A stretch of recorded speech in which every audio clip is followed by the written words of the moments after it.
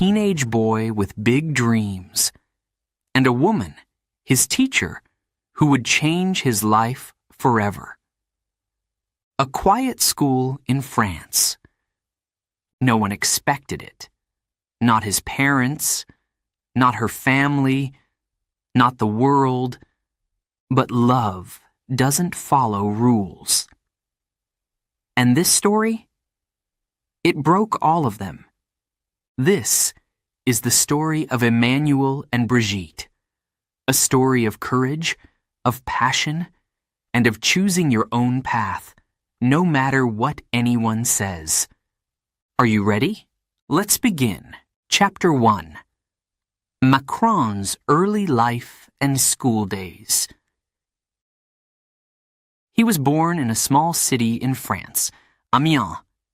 His name, Emmanuel Macron. A quiet child. But inside, a storm of ideas. His parents were doctors. They worked hard. They wanted their son to be a doctor too. But Emmanuel had different dreams. He loved books.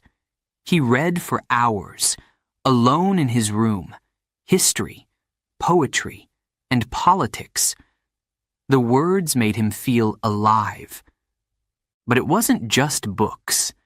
He loved theater. He loved to act.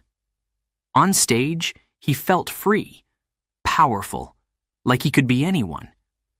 At school, he was a top student, smart, polite, and full of curiosity.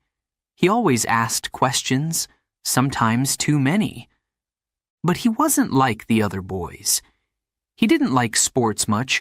He liked talking, thinking, and writing. Some kids thought he was strange, but he didn't care. One day, everything changed. A new teacher came to the school. Her name was Brigitte. She taught drama. She had a warm voice and kind eyes.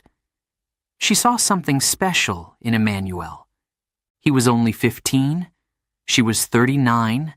She was married, with children, but they both felt something different. Brigitte gave him time, attention, and belief. She listened to his ideas. She read his writing. She told him, "You can go far, Emmanuel." That changed him. No one had ever believed in him like that. They started writing plays together. He acted. She directed. At night, he wrote her letters, pages and pages.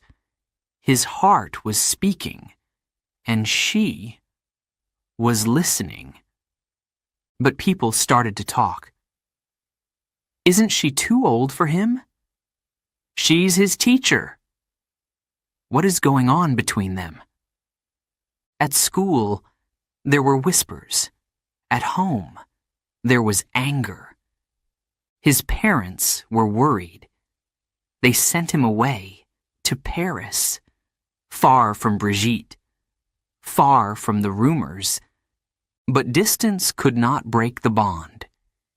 He told her, "Whatever you do, I will come back.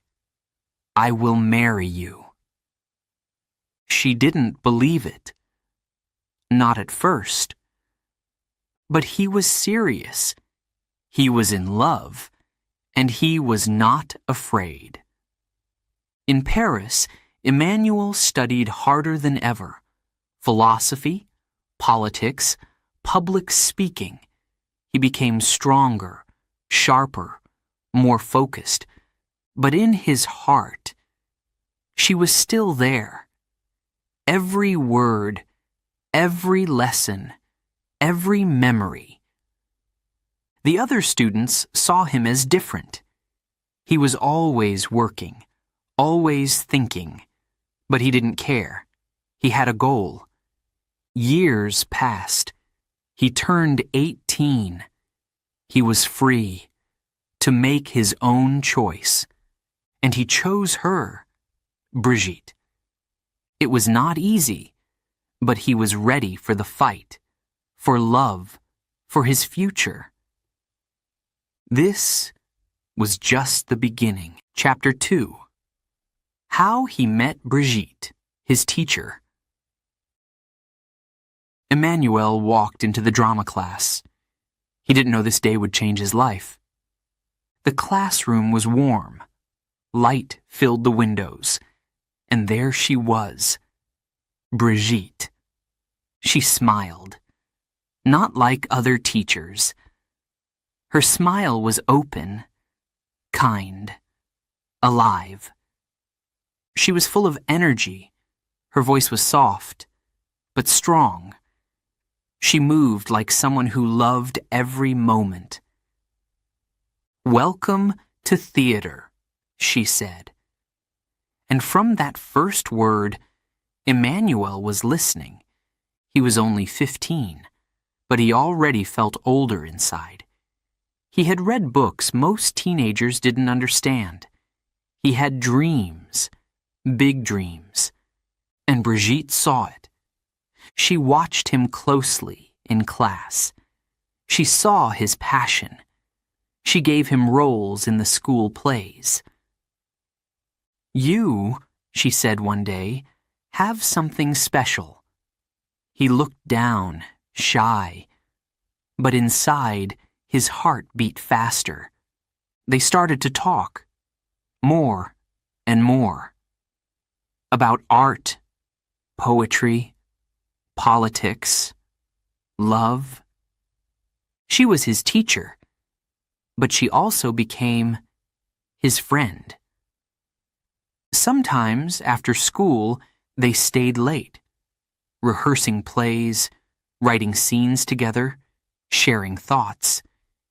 He would write her letters, long letters, deep, emotional, letters filled with admiration. And she read every word. At first, it was innocent, a student and a teacher, but slowly, something changed. She felt it too, a connection, not normal, not simple, but strong and real. He looked at her not like a boy, but like a man. And she saw in him a soul that understood her. But there was a problem. Brigitte was married. She had children. She had a life. She tried to stop it. She told him, "You are too young." But he answered, "I know what I feel, and I won't change." The school started to notice. Whispers began. Is something happening between them? She's his teacher. He's just a boy. The noise grew louder. His parents were angry. They came to the school. They talked to Brigitte. They told her, "Stay away from our son." They decided to send Emmanuel to Paris, far away. Far from Brigitte. But before he left, he told her something, words that stayed in her heart. "I will come back," he said. "I will wait for you. No matter how long, I will marry you." In Paris, he studied hard. He read more. He grew up.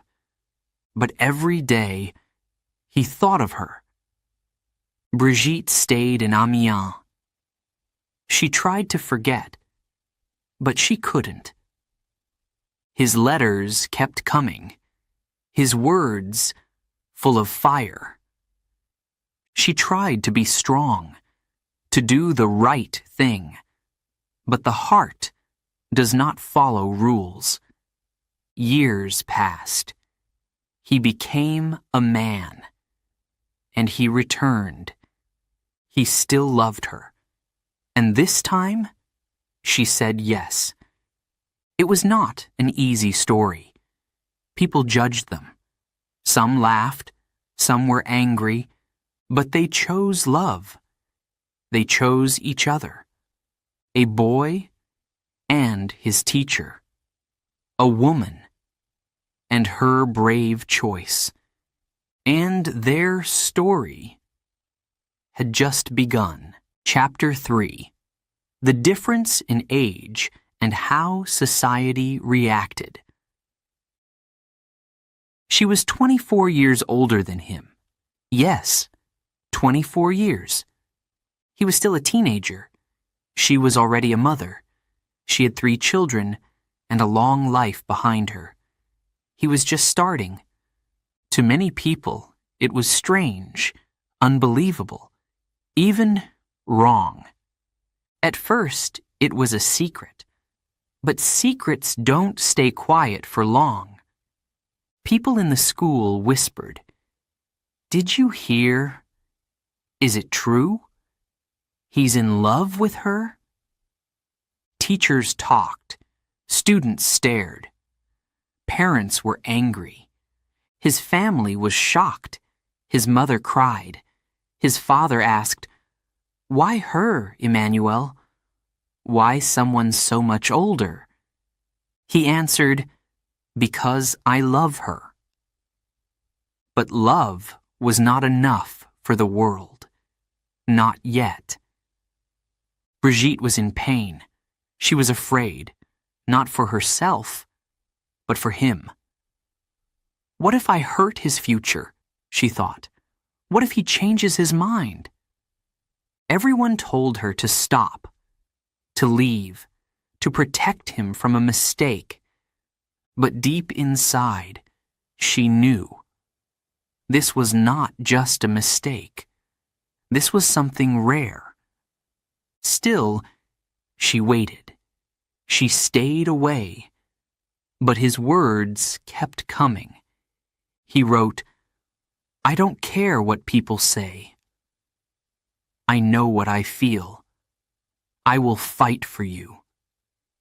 His family tried everything. They moved him to Paris, far from the noise, far from Brigitte. But the distance did not change his heart. He studied hard. But every night he thought of her. Every letter he wrote was for her. Untitled. Meanwhile, Brigitte's life was not easy. She was now the woman who stole a boy. Some called her names. Others judged her as a mother, a teacher, a woman. It hurt. She lost friends. Her marriage ended. She stayed strong, but inside, she was tired. Then, years later, he returned, not as a boy, but as a man. Clear, confident, calm. He looked her in the eyes and said, "Now, can we live our truth?" She smiled, not with her lips, but with her soul. Yes, they faced the world again, but now, together. Still, the world was not quiet. Some people said, "He wants power." She helped him. Others said, "She used him. He was too young." But they didn't listen. They walked side by side and never looked back. They got married in a small, private place, with love, with strength, and with peace. Yes, she was older. Yes, they were different. But love, real love, does not ask for permission. It doesn't care about age. It only asks one thing. Are you true to your heart? And they were. Chapter 4. Their emotional connection and decision to stay together. They were apart, but their hearts stayed close. He was in Paris. She was still in Amiens. But the letters continued, every week, every word, full of feeling. He wrote about school, about books, but mostly he wrote about her. "You are my light," he said. "I think of you every day. I don't care about age or what people say." She read his words with tears. Her hands shook. Her heart beat faster. She tried to be strong, but she missed him too. He was now growing, learning, changing, becoming a man. And she could feel it. Their connection was not normal. It was not simple, but it was strong and deep and real. They spoke on the phone, sometimes for hours. They talked about life, the future, their fears. He asked, "Do you still believe in us?" She answered, "Yes, but I am afraid." He said, "I'm not. When I turn 18, I will return, and nothing will stop me." Untitled. That day came. He turned 18. He went back to the same streets, the same town, but he was different, stronger, clearer, and ready. He met her again, face to face, no letters, no phones, just eyes and truth. He looked at her and said, "It's time." She took his hand, softly, then held it tighter. They knew what was coming. Judgment, noise, pressure. But they didn't care anymore. They had waited. They had suffered. Now, they had decided. Together. No matter what. Brigitte's family was still unsure. Her children were confused. Her friends were worried. "Are you sure?" they asked. "He's so young." She nodded. "I've never been more sure." And Emmanuel? He was full of fire.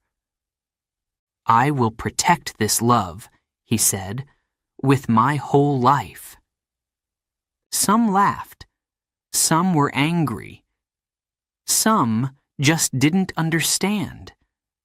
But love doesn't need everyone to understand. Only two hearts. They started living together, quietly, with peace and hope. He supported her. She believed in him. He worked. He studied. She stayed beside him. They walked, hand in hand, not hiding, not afraid.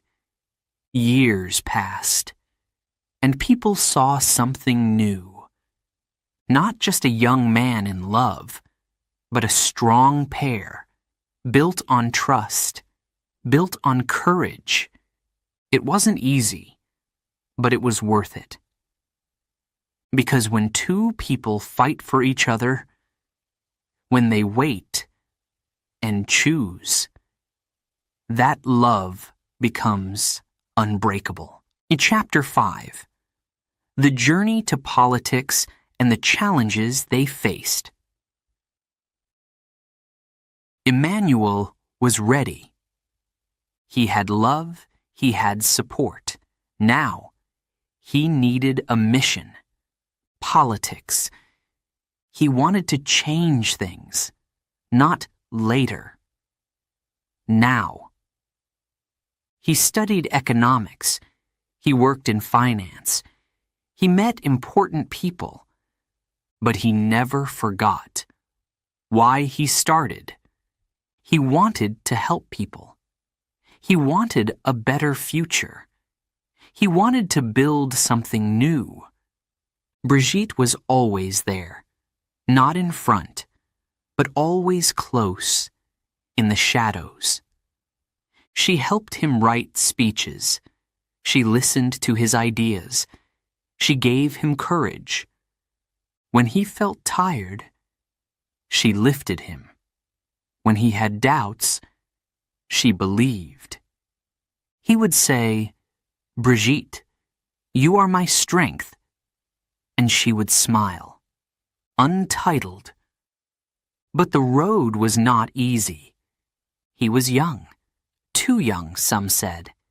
He had no party, no strong name, no history in politics, just a vision and a dream.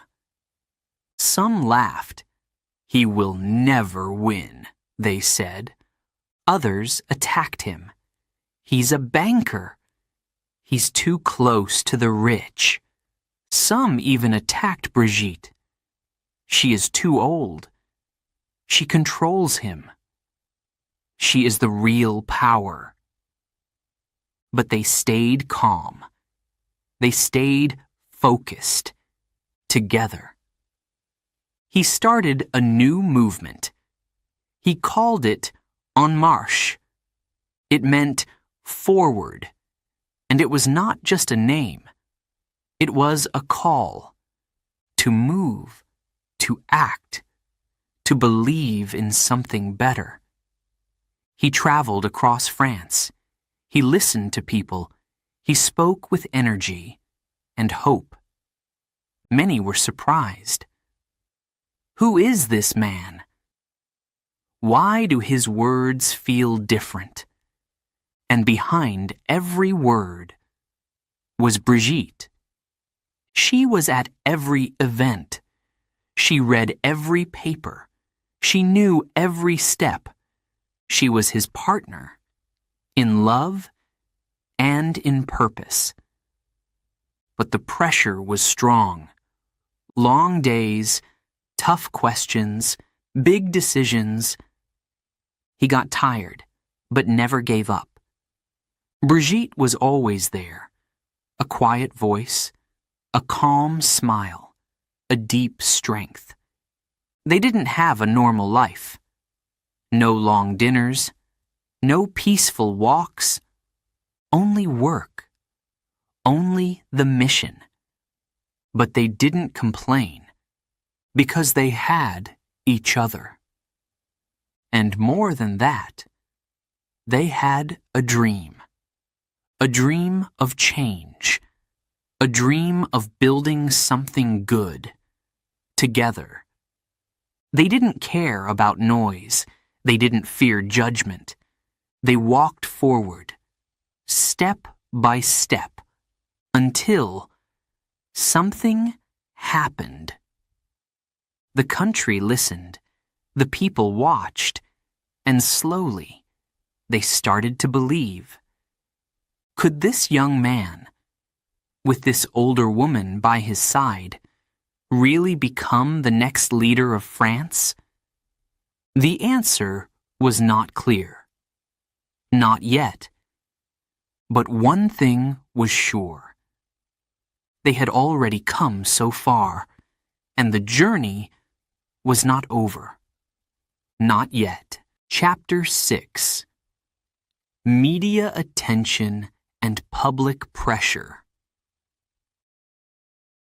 When Macron ran for president, everything changed. The cameras followed him. The reporters asked questions.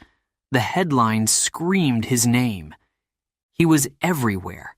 On TV, on the radio, on every screen. And so was she, Brigitte. People wanted to know everything. Who he was, what he believed, and who she really was. Some people smiled.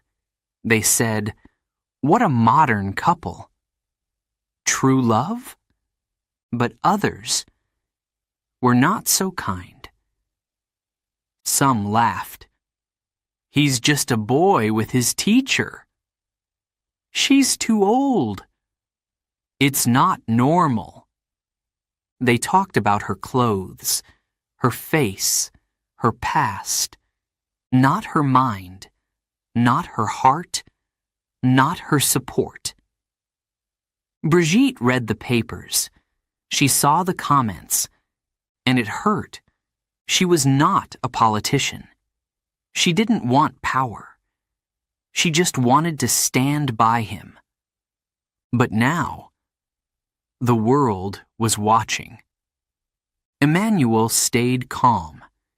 He knew what people were saying, but he didn't care. He told her, "They don't see what I see. They don't know who you are." She smiled, but her eyes were heavy. The pressure was real. Some people in his team said, maybe she should stay quiet. Maybe she should be less visible. But he said, no. She is part of my life. She will be with me. And she was. Every speech, every step, every long night, she was there. But the pressure continued. One day, a reporter asked him, "Why Brigitte?" He answered, "Because she is my balance, my heart." Another asked, "Do you think the public accepts your story?" He smiled. "I don't want to be accepted. I want to be true." The press kept pushing. They wanted scandal, drama, doubt. But what they found was love. Real, quiet, strong. The people of France began to see it too.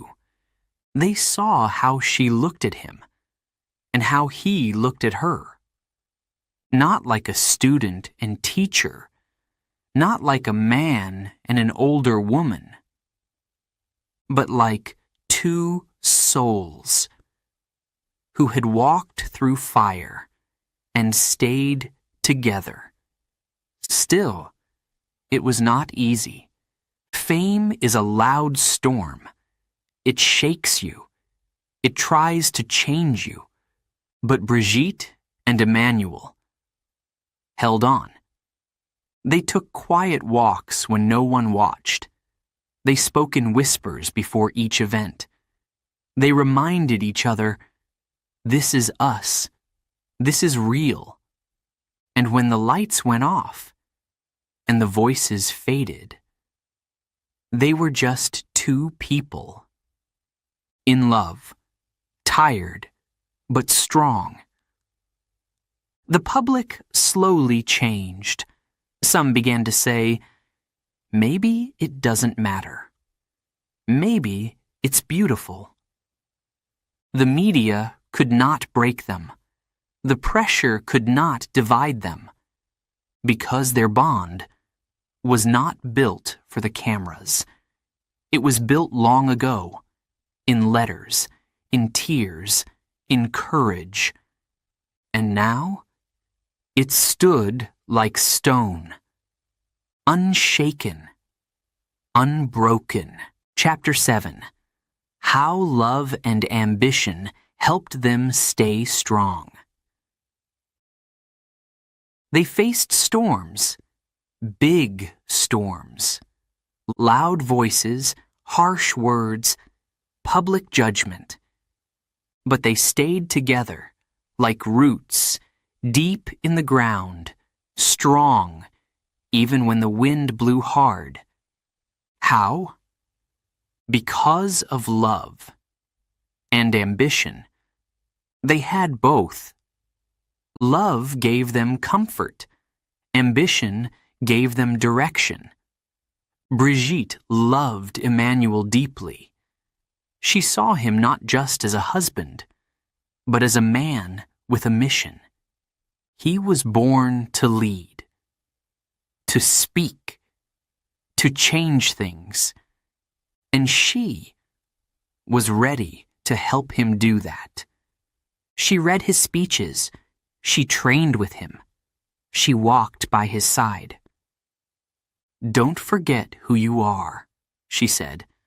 "Stay close to your heart." He listened, even when tired, even when attacked.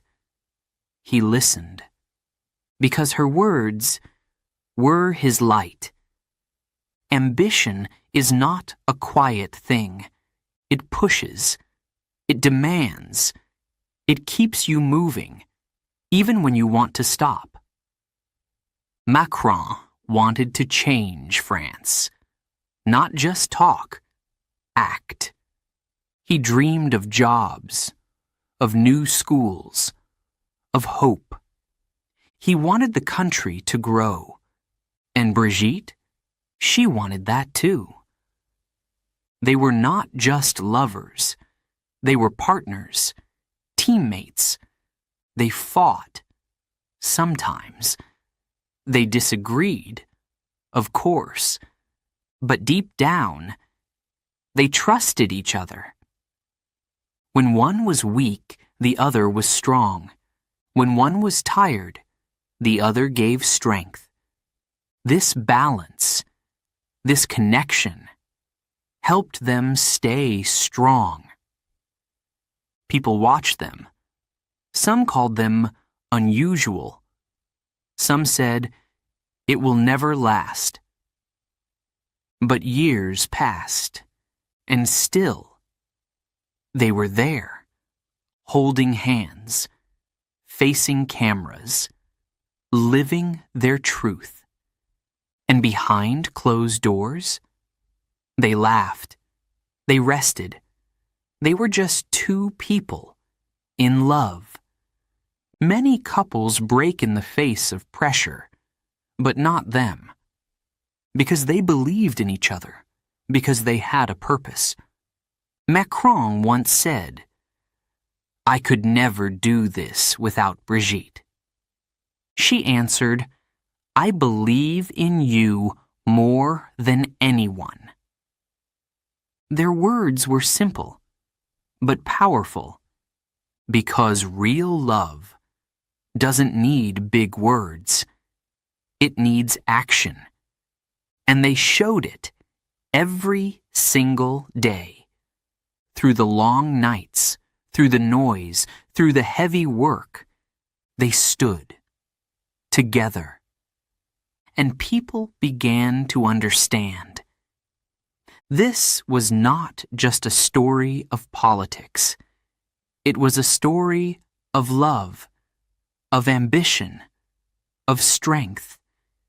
In a world full of doubt, they built something rare. Real connection, real purpose, real partnership. And that is what kept them going. Chapter 8. A final inspiring message about love, courage, and choosing your own path. Their story is not like others. It's not simple. It's not easy. It's not what the world calls normal. But it is real. So real. And that makes it powerful. Emmanuel Macron, a young man with dreams. Brigitte, a woman who saw his light long before the world did. They met in a school. They stayed connected across distance and time. They chose each other again and again, even when people said, "No. Stop. This is wrong." They listened to their hearts, not the noise. That takes courage, real courage. Because the world doesn't always like what's different. The world fears what it doesn't understand. But they kept walking. One step, then another. Love held them, ambition guided them, and together they reached places no one expected. Their story teaches us many things. It tells us love doesn't care about age or judgment or fear. If it's true, it stays. It also tells us, don't let others decide your path, not your family, not your friends, not the internet. Your life is your choice. Your dreams are yours to follow. Macron didn't come from power. He created his path, step by step. Brigitte didn't plan this life, but she followed her heart, even when it was hard. They made mistakes, they cried, they felt doubt, but they kept going. And maybe that's what real success looks like. Not being perfect, but being true. So, if you're listening to this story now, maybe it's not just about politics, or France, or love. Maybe it's about you, your story, your courage, your choice. You don't have to be famous. You don't need to be a president. You just need to believe in something, or someone, or yourself. Because life will always have noise, and doubt, and people who say you can't. But your heart, it knows the way, just like theirs did. Brigitte once told a friend, "We chose this life, with all its storms, because we couldn't live another way." That's powerful. Not perfect, not easy, but powerful. So now, dear listener, take this story with you, not just as a lesson, but as a reminder that love is brave, that dreams are real, and that your path is yours to walk. Choose it, own it, live it, just like they did. The end.